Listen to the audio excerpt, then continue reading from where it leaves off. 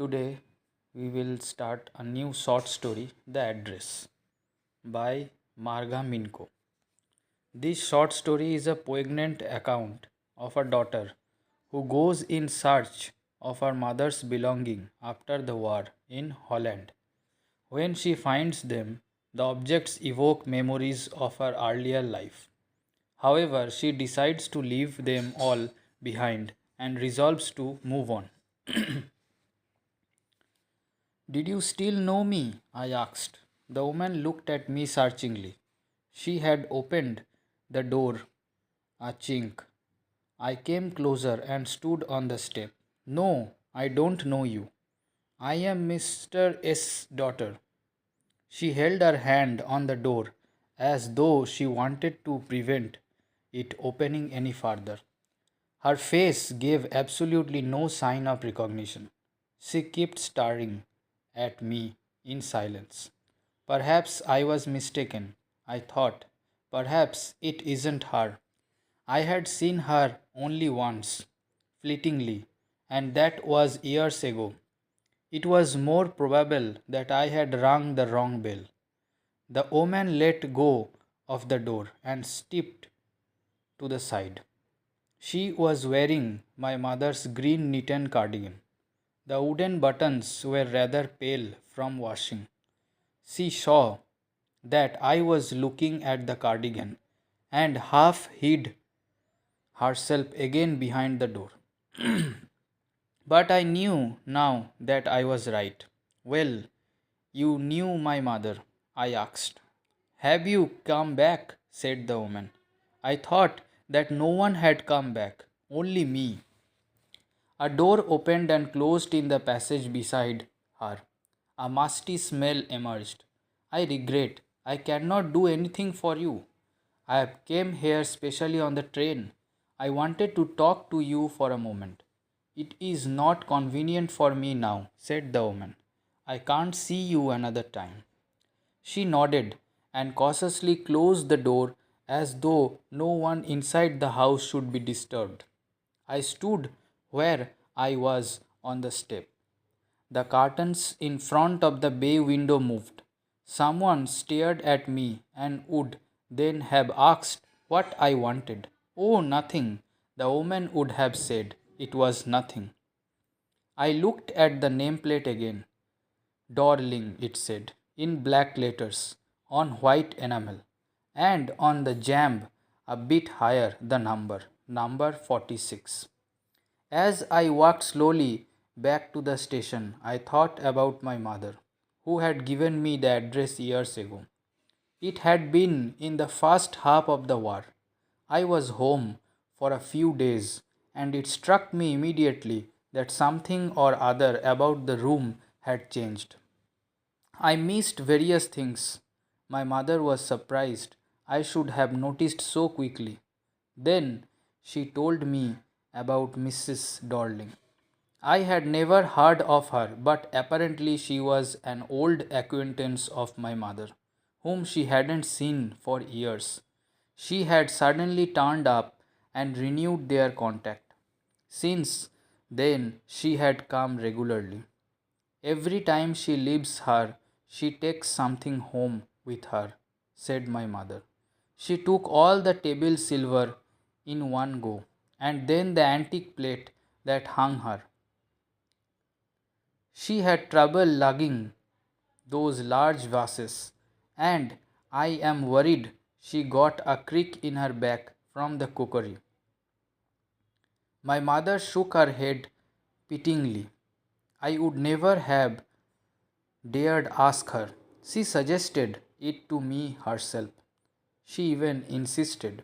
She wanted to save all my nice things. If we have to leave here, we shall lose everything, she says. Have you agreed with her that she should keep everything? I asked. As if that's necessary, my mother cried. It would simply be an insult to talk like that. And think about the risk she is running each time she goes out of our door with a full suitcase or bag. My mother seemed to notice that I was not entirely convinced. She looked at me reprovingly, and after that, we spoke no more about it. Meanwhile, I had arrived at the station without having paid much attention to things on the way. I was walking in familiar places, again for the first time since the war, but I did not want to go farther that was necessary. I didn't want to upset myself with the sight of streets and houses full of memories from a precious time. In the train back, I saw Mrs. Dorling in front of me again, as I had the first time I met her. It was the morning after the day my mother had told me about her. I had got up late and coming downstairs, I saw my mother about to see someone out. A woman with a broad back. There is my daughter, said my mother. She beckoned to me. The woman nodded and picked up the suitcase under the coat rack. She wore a brown coat and a shapeless hat. Does she lives far away? I asked, seeing the difficulty she had going out of the house with the heavy case. In Macaroni Street, said my mother. Number 46. Remember that. I had remembered it, but I had waited a long time to go there. Initially, after the liberation, I was absolutely not interested in all that stored stuff, and naturally, I was also rather afraid of it. Afraid of being confronted with things that had belonged to a connection that no longer existed, which were hidden away in cupboards and boxes, and waiting in vain until they were put back in their place again, which had endured all those years because they were things. But gradually, everything became more normal again. Bread was getting to be a lighter color. There was a bed you could sleep in under unthreatened. A room with a view you were more used to glancing at each day. And one day I noticed I was curious about all the possessions that must still be at that address. I wanted to see them, touch, remember.